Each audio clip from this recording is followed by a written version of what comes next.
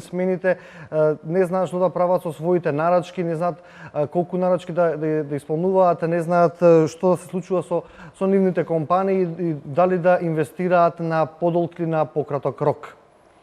Да, Иле, изминатата недела, нешто и по празникот, по Великден беше тензична, ако се земе во предвид состојбата на теренот и паниката, психозата која владееше кај граѓаните. Дел од нив ги повлекуваа депозитите, дел пак ги конвертираа денарите во евра, но каква е состојбата сега во минувачниците, дали се уште има навала за купување евра?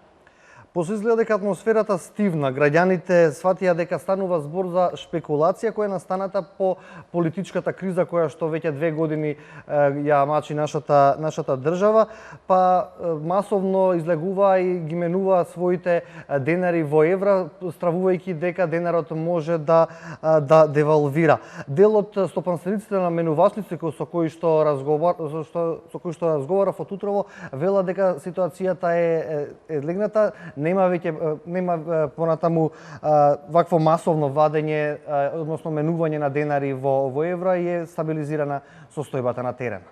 Која е последната информација денеска за курсот на еврото? Колку денари ни се потребни за 1 евро? Па според податоците на Народната банка, 1 евро во моментов чини 61,7 денари, американскиот долар се продава по 54 денари, додека една британска фунта според податоците на НБРМ изнесува 78,2 денари.